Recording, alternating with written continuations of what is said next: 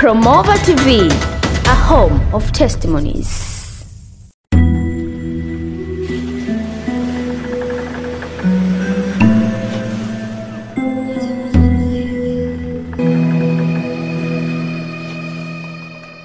Bwana Yesu asifiwe.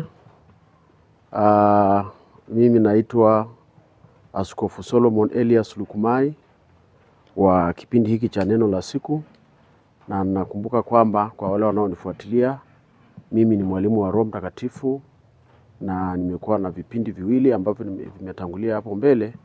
Leo tena ninafundisha kipengele kingine cha Roho Mtakatifu. Naomba msikilizaji wangu nikukaribishe tushirikiane pamoja mpaka mwisho, lakini pia niwapongeze wote ambao wametazama na wamesikiliza mafundisho yangu na wanaendelea kufuatilia vipindi hivi au somo hili la Roho Mtakatifu. Ninawashukuru wote, lakini pia naomba tuendelee kujifunza zaidi kwa kina zaidi. Kuna wengine ambao wamenipigia simu, lakini kuna wengine wamenitafuta pia kwenye mtandao, na naendelea kuwasaidia na kuwafundisha. Mungu awabariki sana. Kwa siku ya leo tutakuwa na somo hilo la Roho Mtakatifu katika kipengele kinachosema ishara ya kwanza ya kujazwa Roho Mtakatifu. Ishara ya kwanza ya kujazwa Roho Mtakatifu. Roho Mtakatifu, kama nilivyotangulia kusema kwenye somo lililopita, Roho Mtakatifu ni wa muhimu sana kwa kanisa. Lakini nimeamua tena leo nizungumze kwa habari ya hichi kipengele cha kunena kwa lugha, kwa sababu watumishi mbalimbali wamezungumza, wameongea kwa habari ya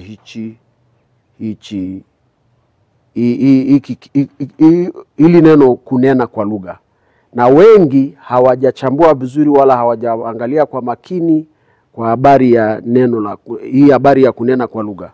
Kwa hiyo kwa siku ya leo ninaomba na mimi nijitokeze nifundishe kwa kiasi fulani kuhusiana na hii. Kabla hatujaendelea mbele, basi naomba nimshukuru Mungu.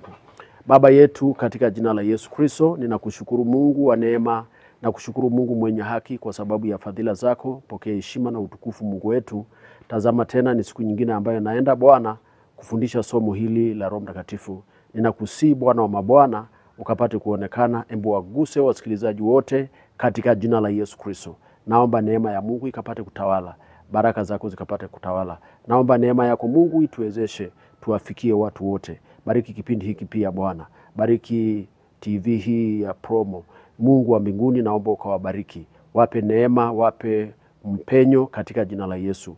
Wape watu ambao wataweza kusapoti huduma hii katika jina la Yesu. Na kubariki Yesu katika jina la Baba na Mwana na Roho Mtakatifu. Amen. Asante sana msikilizaji wangu. Naomba sasa tuende moja kwa moja tukiangalia. Kwanza nataka tuangalie kwamba hivi kunena kwa lugha, kwa nini kunena kwa lugha? Kunena kwa lugha kuna maana yake, na Mungu ameweka hiyo makusudi. Jambo la kwanza tuangalie kwenye kitabu kile cha Wakorinto wa kwanza mlango ule wa 14 mstari wa 2. Biblia inasema mstari wa 2, maana yeye anenaye kwa lugha hasemi na watu, bali husema na Mungu. Maana hakuna asikiaye, lakini anena mambo ya siri katika roho yake. Naomba nirudie. Maana yeye anenaye kwa lugha hasemi na watu, bali husema na Mungu. Maana hakuna asikiaye, lakini anena mambo ya siri katika roho yake. Mungu ametupa neema kwa sababu sisi ni binadamu, na katika dunia hii maisha ambayo tulionayo tumevaa miili yetu tulionayo ni midhaifu. Akili zetu haziwezi kuchanganua vizuri kwa habari ya mambo ya Mungu. Akili zetu haziwezi kumfikia Mungu. Tunaangalia hata kwenye Biblia, kwa mfano kama tunasoma kwa habari ya Gideoni. Gideoni alipokutana na malaika alishtuka, aliogopa sana. Kwa hiyo Mungu ametupa njia nzuri ambayo tunaweza tukawasiliana naye moja kwa moja bila kuwepo katika ile hali yetu ya ubinadamu. Akili zetu za kibinadamu, akili zetu zinakuwa zimefungwa kwa namna fulani. Kwa hiyo Mungu anatupa hekima na uwezo wa kuzungumza naye moja kwa moja. Hilo ni jambo ambalo ni la muhimu sana kuweza kulitambua katika kipengele hiki cha kunena kwa lugha. Sasa nimeamua kufundisha kwa habari ya neno hili la kunena kwa lugha, kwa maana ya kwamba wengi wamefundisha tofauti. Kwanza wanasema kwamba kunena kwa lugha ni karama. Ni kweli kuna karama. Ukisoma kwenye kitabu cha kitabu cha Wakorinto wa kwanza mlango wa 12 kuna karama za Roho Mtakatifu. Na kunena kwa lugha na yenyewe imehesabiwa kama karama. Sasa kuna tofauti ya kunena na kuna tofauti ya karama ya kunena. Hili tutazungumza tena siku nyingine. Kwa hiyo tufahamu kwamba kuna tofauti ya kunena kama kipawa cha Roho Mtakatifu na na karama ya kunena kwa lugha. Tutaizungumza hiyo siku nyingine. Lakini swala la kunena ni jambo lililoandikwa kwenye Biblia. Kwanza, kunena kwa lugha ni ishara ya kwanza. Ni muhimu kwa sababu ni muhimu kujifunza, kwa sababu ndiyo ishara ya kwanza inayoonyesha mtu amejazwa Roho Mtakatifu. Unapoombewa au unapomwombea mtu, ili utambue saa hiyo kabla hajaondoka au kabla hajatoka hapo ambapo mlipo au mlipoomba, nini kitatokea cha kwanza kama amejazwa Roho Mtakatifu? Cha kwanza kinachotokea ni kunena kwa lugha. Mambo mengine yatatokea baadaye, kwa sababu Biblia inasema hivi ya kwamba kuna tunda la Roho, kuna karama, kuna karama kama hizo, kuna huduma. Hivyo ni vitu ambavyo vinatokea baada ya mtu kujazwa Roho Mtakatifu. Lakini hayo ni mambo ambayo yanakuwa ni maisha ya muumini. Lakini hata hili la kunena kwa lugha baadaye inakuwa ni maisha ya muumini, lakini ndio ishara ya kwanza ambayo inaonyesha kwamba huyu mtu amejazwa Roho Mtakatifu. Bwana Yesu asifiwe sana. Katika kitabu cha Matendo ya Mitume tutajifunza kwa habari au tutaona ushahidi kwa habari ya kujazwa Roho Mtakatifu na kunena kwa lugha kama ishara ya kwanza ambayo tumeiona kwenye Biblia. Kwanza naomba wasikilizaji wangu niwaambie kwamba kitabu cha Matendo ya Mitume, kwa wale wote ambao wamesoma kwa habari ya theolojia, wanafahamu hiki kitabu cha Matendo ya Mitume kwamba kwa nini kinaitwa Matendo ya Mitume. Kinaitwa Matendo ya Mitume kwa sababu ndicho kitabu kilichoandika au kilichonukuu mambo ambayo yamefanywa na wale mitume walioachwa na Yesu na wengine ambao waliotokea baadaye baada ya Yesu Kristo kupaa. Bwana Yesu asifiwe. Ndio maana kinaitwa kitabu cha Matendo ya Mitume. Na ndio kitabu hasa kinachotuonyesha na kutupa dira ya kanisa la Agano Jipya. Ndio maana inaitwa kitabu cha Matendo ya Mitume. Kwa namna nyingine kitabu cha Matendo ya Mitume ndicho kinachounganisha Agano la Kale na Agano Jipya. Kwa hiyo kitabu hiki cha Matendo ya Mitume ni kitabu kizuri sana, na ni kitabu ambacho tunapaswa kujifunza kwayo kwa sababu ina maana kubwa. Bwana Yesu asifiwe sana. Tunaona mara ya kwanza Roho Mtakatifu aliposhuka katika kitabu cha Matendo ya Mitume mlango ule wa 2 mstari wa 4. Mstari wa 4 anasema wote wakajazwa Roho Mtakatifu wakaanza kusema kwa lugha nyingine kama Roho alivyowajalia kutamka. Wakaanza kusema kwa lugha nyingine kama Roho alivyowajalia kutamka. Kwanza ni sharti tuzingatie ya kwamba lugha ambaye analeta Roho Mtakatifu, anayenena haijui. Kama anaijua, huyu mtu haitu amejazwa Roho Mtakatifu. Ananena kwa lugha. Haitu ananena kwa lugha. Maana ili uwe unanena kwa lugha ni lazima uwe unanena kwa lugha ambayo wewe huifahamu. Utakuwa tu unazungumza, Roho Mtakatifu akikuongoza kuzungumza katika lugha hiyo, na si vinginevyo. Kunena kwa lugha si lugha ambayo umejifunza darasani. Nilishawahi kumsikia, au sio lugha ambayo umejifunza kutoka kwenye lugha nyingine za watu wengine tofauti na lugha yako, au tofauti na lugha uliyojifunza darasani. Niliwahi kumsikia mtu mwingine anasema kunena kwa lugha ni uwezo ule ambaye mtu anapewa kuwa na uwezo wa kufahamu lugha mbalimbali. Kwa mfano mimi ni Mmasai, alafu nikapewa nikajua Kijaluo. Yaani nikajifunza Kijaluo, nikajifunza Kiingereza, nikajifunza Kiswahili, nikajifunza Kifaransa. Nikiwa na uwezo wa kuzungumza hivyo kwa mujibu wa yule mtu, anasema hapo umewezeshwa kunena kwa lugha. Hapana kabisa. Kunena kwa lugha lazima iwe ni lugha ambaye unapewa na Roho Mtakatifu mwenyewe na uijui. Biblia inasema, ukisoma kwenye kitabu cha Wakorintho inasema hivi ya kwamba wala akili hazifaidi chochote. Wakati unanena kwa lugha, akili za kibinadamu, ile nature ya binadamu haifaidi chochote, kwa sababu huwezi ukasikia unachosema. Biblia inasema unazungumza ndani ya roho yako na Mungu. Kwa hiyo ni mambo yanayoendelea katika ulimwengu wa roho. Bwana Yesu asifiwe sana. Kwa hiyo tutoke katika fundisho hili. Kama watu wakifika, unajua watu wakishindwa kujazwa Roho Mtakatifu wanahangaika, wanafikiri, kwa sababu wanafikiri kwamba ni vitu vingine tofauti. Kwa hiyo wanahangaika kutafuta huku na kule kuona kwamba ni jinsi gani ambavyo wanaweza wakaeleweka hivi vizuri. Na makanisa mengi wanasherehekea wiki au siku ya Pentekoste.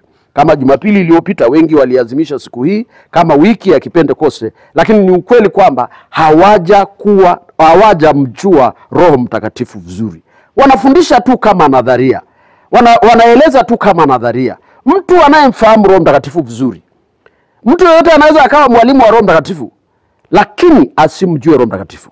Mtu anayeweza kumfundisha Roho Mtakatifu vizuri ni mtu ambaye amejazwa Roho Mtakatifu, kwa sababu anajua kwamba Roho Mtakatifu anafananaje anapokuja ndani ya mtu. Bwana Yesu asifiwe sana. Kwa hiyo tumeona kwenye kitabu cha Matendo ya Mitume kwamba lazima kuwe tunaongozwa katika kunena, tunaongozwa na Roho mwenyewe. Tuangalie tena kwenye kitabu kile cha Matendo ya Mitume mlango wa 10. Mlango wa 10 tutamuona tutaiona familia ya Kornelio pamoja na wengi waliokuwepo pale wakijazwa Roho Mtakatifu. Naomba tusikilize. Biblia inasema mlango wa 10 tuanze mstari ule wa 44. 44 inasema, Petro alipokuwa akisema maneno hayo, Roho Mtakatifu akawashukia wote waliolisikia lile neno, na wale waliotahiriwa, walioamini wakashangaa watu wote waliokuja pamoja na Petro, kwa sababu mataifa nao wamemwagiwa kipawa cha Roho Mtakatifu. Kwa maana waliwasikia wakisema kwa lugha na kumwadhimisha Mungu. Ndipo Petro akajibu, ni nani awezaye kuwazuia hawa wasibatizwe, watu waliompokea Roho Mtakatifu vile vile kama sisi? Bwana Yesu asifiwe sana. Napenda hili neno ambalo linasema kwamba wamemwagiwa kipawa. Kunena au kujazwa Roho Mtakatifu ni kupokea kipawa, sio karama. Kipawa. Kipawa ni kitu tofauti na karama. Naomba tuelewe hilo, tusisahau. Tunaona hapa kwamba wale walioenda pamoja na Petro waliwasikia hawa ambayo walikuwepo nyumbani kwa Kornelio wakinena kwa lugha.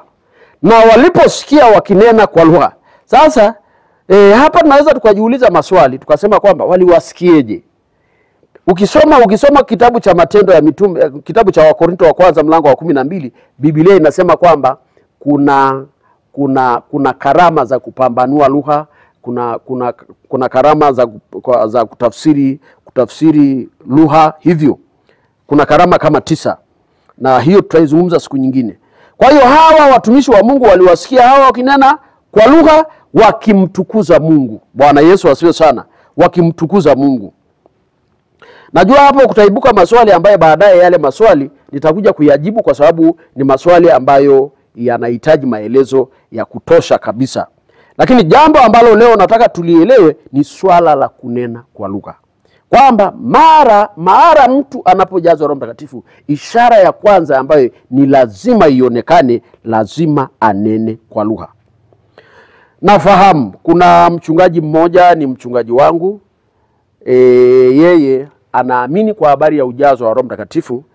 Anaamini kwa habari ya ujazo wa Roho Mtakatifu, Lakini katika siku zote wakati alipokuwa akijifunza, alikutana na mwalimu aliyemfundisha kwamba sio lazima kunena kwa lugha. Na amekaa maisha yake yote. Baadaye alipokuwa mchungaji wangu,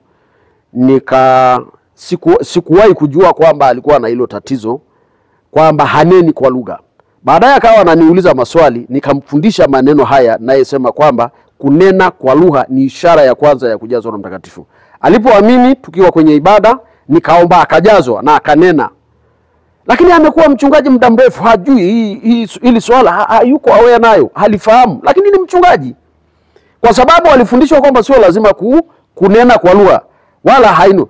Usiponena kwa lugha maana yake ni kwamba bado hujajazwa na Mtakatifu. Watu wanafikiri kwamba kule kuwa mwadilifu, kwa sababu naenda kanisani, kule kuwa mwadilifu au kuishi maisha ambayo hutende dhambi, basi ndio umejazwa Roho Mtakatifu. Mtu anaweza akawa mwadilifu lakini bado hajajazwa Roho Mtakatifu. Anaweza asitende dhambi, anaweza asidini, anaweza asiibe, anaweza asifanye vitu kama hivyo, lakini bado hajajazwa Roho Mtakatifu. Napenda tuone kwamba kujazwa Roho Mtakatifu ni jambo la muhimu katika maisha ya Mkristo, ni jambo la muhimu. Hebu naomba tuone umuhimu wake. Naomba tusome katika kitabu cha Waefeso mlango ule wa 1. Tutaona jambo fulani hapo ambalo tunasisitizwa na Biblia. Biblia inasema, kitabu cha Waefeso, naomba naomba tuangalie pale mstari wa mlango wa 1. Mlango wa 1 mstari wa 13 anasema, nanyi, mlango wa 1 mstari wa 13 anasema, nanyi pia katika huyo mmekwisha kulisikia neno la kweli, habari njema za wokovu wenu. Tena mmekwisha kumwamini yeye na kutiwa muhuri na Roho yule wa ahadi, aliye Mtakatifu, na ndiye arabuni ya urithi wetu, ili kuleta ukombozi wa miliki yake, kuwa sifa ya utukufu wake. Kwa kipengele ambacho nasema hivi, kwanza Biblia inasema hivi ya kwamba ni muhuri. Kwa maana ya kwamba mtu yoyote ambaye ameokoka amewekwa muhuri. Amewekwa muhuri. Kwa maana ya kwamba huyu, tutamtambuaje mtu anayeenda mbinguni? Amewekwa muhuri na Roho Mtakatifu. Tunafahamu kwa habari ya muhuri ni nini. Muhuri ni kitu kinachothibitisha umiliki. Kwa maana ya kwamba mtu aliyejazwa Roho Mtakatifu ni miliki ya Mungu. Hana shaka kabisa kwamba mimi ni mtoto wa Mungu kwa sababu amewekwa muhuri. Kwa hiyo watumishi wa Mungu, naomba tuzingatie hivyo. Kuna maandiko mengi ambayo yanazungumza kwa habari ya hilo, lakini naomba tuzingatie hilo kwa sababu ya muda. Naomba uzingatie kwa habari ya hilo kwamba Biblia inaposema kwa habari ya kujazwa Roho Mtakatifu ni jambo la muhimu, na ni jambo ambalo Mkristo lazima azingatie mada mtu anahitaji kwenda mbinguni. Jina la Bwana libarikiwe. Kwa hiyo basi naomba nisome tena kitabu cha Matendo ya Mitume hiyo mlango wa 19. Tunaona tena habari ya kujazwa Roho Mtakatifu na kunena kwa lugha. Kitabu cha Matendo ya Mitume mlango wa 19, naomba tusome ule mstari wa kwanza mpaka mstari ule wa 7. Biblia inasema, ikawa Apolo alipokuwa Korinto, Paulo akiisha kupita kati ya nchi za juu, akafika Efeso, akakutana na wanafunzi kadha wa kadha huko. Akawauliza, je, mlimpokea Roho Mtakatifu mlipoamini? Wakamjibu, la hata kusikia kwamba kuna Roho Mtakatifu hatukusikia. Wakamuuliza, basi mlibatizwa kwa ubatizo gani? Wakasema, kwa ubatizo wa Yohana. Paulo akasema, Yohana alibatiza kwa ubatizo wa toba, akiwaambia watu wamwamini yeye atakayekuja nyuma yake, yaani Yesu. Waliposikia hayo, wakabatizwa kwa jina la Bwana Yesu. Na Paulo alipokwisha kuweka mikono yake juu yao, Roho Mtakatifu akaja juu yao, wakaanza kunena kwa lugha na kutabiri. Bwana Yesu asifiwe sana. Umeona,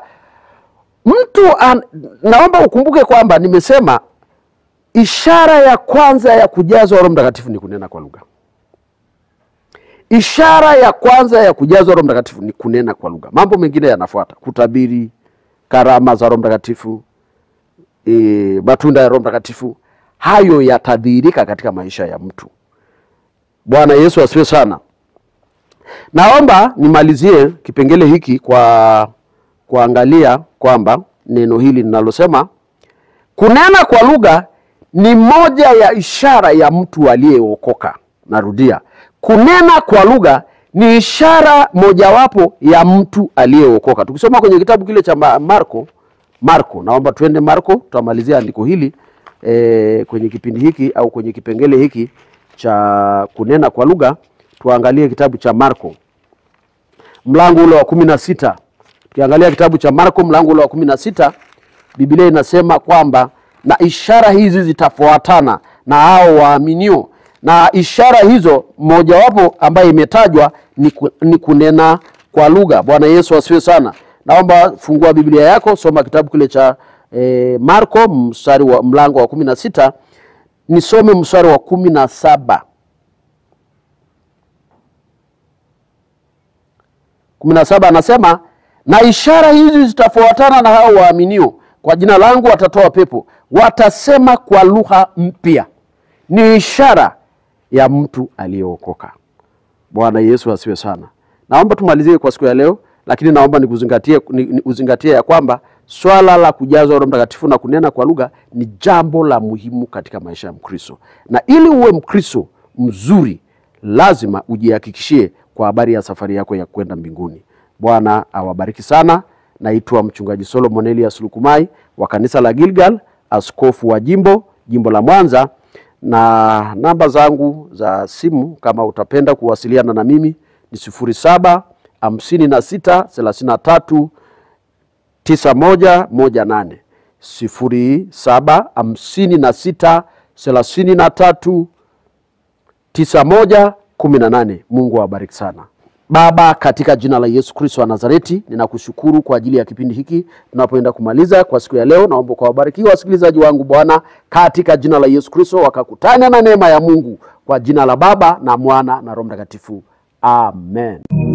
Jenga makanisa na Promova. Ndiyo, jenga makanisa na Promova. Baada ya kuwezesha ujenzi wa makanisa mbalimbali katika maeneo mbalimbali nchini Tanzania, sasa Promova TV wakishirikiana na wadau mbalimbali wenye wito kama huu wa kujenga makanisa wanakuja na kampeni hii. Hii ni kampeni maalum yenye lengo la kujenga makanisa zaidi ya 20 kwa mwaka. Tunawatafuta, tunawawezesha, na kwa neema ya Mungu tunajenga makanisa yao. Hii ni kampeni endelevu ambayo tayari imekwisha anza, inaendelea na itaendelea. Shiriki sasa katika jambo hili kubwa la kipekee la kimungu. Jinsi ya kushiriki: tuma sadaka yako kwenye M-Pesa namba +255 762 841 734. Hiyo ni namba ya Tanzania. Na M-Pesa Kenya Safaricom ni +254 113 844 735. Pia unaweza kutuma kupitia Equity Bank akaunti namba 30051119273. Lakini pia unaweza kutuma sadaka yako kupitia Western Union, MoneyGram, Ria, World Limit, Sendwave na njia nyingine nyingi. Namba zote za simu pamoja na bank majina ya usajili ni Jackton Arbogasti Msafiri. Tafadhali wasiliana nasi kwa namba tajwa hapo juu kupitia WhatsApp ili kupata maelekezo zaidi. Hakuna kikomo wala kiwango cha sadaka. Toa kadri ya uwezo wako. Na kwa maelezo zaidi kuhusu maendeleo ya kampeni hii, taarifa zote zitaendelea kutolewa kupitia Promova TV inayopatikana YouTube. Asante kwa kushiriki kampeni hii. Jenga makanisa na Promova.